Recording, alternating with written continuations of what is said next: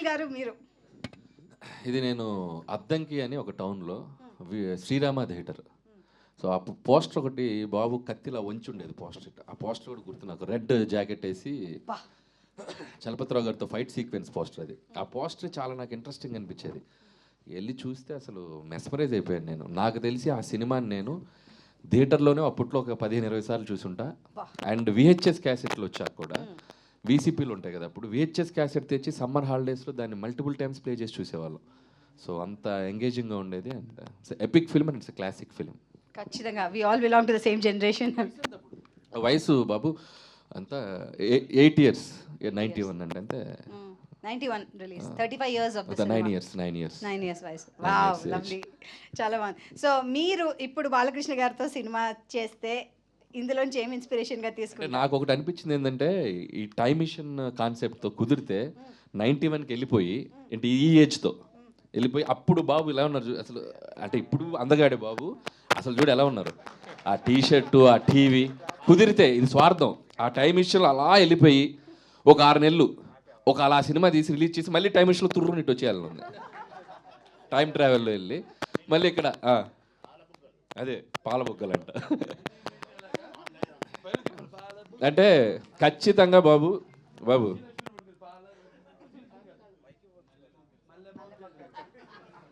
ఖచ్చితంగా బాబుకి ladies following ఎక్కువ. నాకు తెలిసి ఆ టైంలో ఎలా ఉండేదో మరి బాబు చెప్తే తెలియాలి మనకి. తెలిసిపోతాను. చాలా అందగారు. అండ్ ఫస్ట్ ఆఫ్ ఆల్ నాకు ఈ వేదిక ద్వారా ఫస్ట్ కృష్ణప్రసాద్ గారిని అండ్ టీమ్ని నిజంగా సార్ ఆదిత్య 369 లాంటి ఒక క్లాసిక్ని అది ఆ ప్రింట్ నుంచి డిజిటలైజ్ చేసి అది మరుగున పడిపోకుండా అంత గొప్ప చిత్రాన్ని 4K చేసి మీరు ఈరోజు ఇక్కడికి తీసుకురావడం సార్ నిజంగా అద్భుతం సార్. ఎందుకంటే ఎన్నో తెలుగు గొప్ప చిత్రాలు, బ్లాక్ అండ్ వైట్ చిత్రాలు కూడా చాలా వరకు మనం ఇప్పటికీ టీవీలో చూస్తున్నాం. అంటే అలాంటి సినిమాలు సేవ్ చేయడం అనేది కూడా మనకు అవసరం. అండ్ ఇంకోటి బాలయ్య బాబు గారు చెప్పినట్టు ఇది నిజంగా ఇది రిలీజ్ కాదు, ప్రీ రిలీజ్. నాకెందుకో ఆయన అఖండ, వీరసింహారెడ్డి, భగవంత్ కేసరి, డాకు మహారాజ్, అఖండ 2 మధ్యలో ఇది ఒక బ్లాక్ బస్టర్ అయిపోద్దాం అనిపిస్తుంది. అవుతుంది కూడా. సో ఖచ్చితంగా అలాగే తెలుగు ప్రేక్షకులందరికీ నా విజ్ఞప్తి. సో మేము చిన్నప్పుడు ఈ సినిమాని సెలబ్రేట్ చేసుకున్నాం. ఇది మళ్ళీ థియేటర్లో వస్తుంది. సో పిల్లలకి ముఖ్యంగా ఈ సినిమాలో చాలా అద్భుతాలు ఉన్నాయి.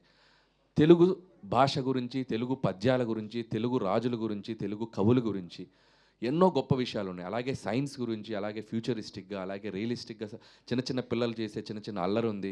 ఒక కోహినూరు వజ్రం, చాలా వెరైటీ ఎలిమెంట్స్ ఉన్నాయి.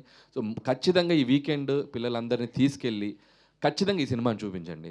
డెఫినెట్గా వాళ్ళకి ఇది ఒక చిన్న లైబ్రరీలో వాళ్ళకు ఒక పాఠం చెప్పినట్టు కూడా ఉంటుంది ఈ సినిమా. మంచి పాటలు ఉన్నాయి. అండ్ యూత్ కూడా, ఈ జనరేషన్ యూత్ కూడా డెఫినెట్గా ఈ సినిమా చూడండి.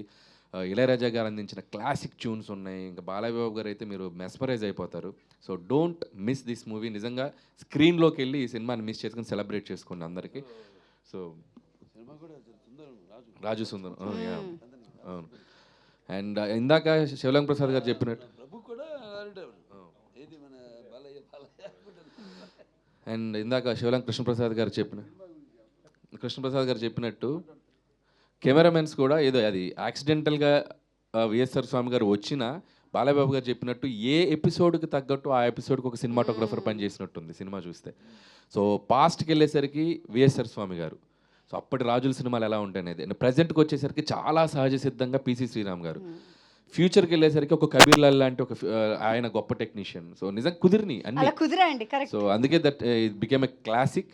సో మేము అదృష్టవంతులా ఫీల్ అవుతున్నాం. అంటే మా జనరేషన్లో ఒక మోస్ట్ ఫార్వర్డ్ థింకింగ్తో వచ్చిన ఫిల్ము అండ్ మా అదృష్టం అది. మేము ఎందుకంటే కమర్షియల్ ఫిల్మ్స్ ఒక హై రేంజ్లో ఉన్న టైంలో రిలీజ్ అయిన ఫిల్మ్ అది.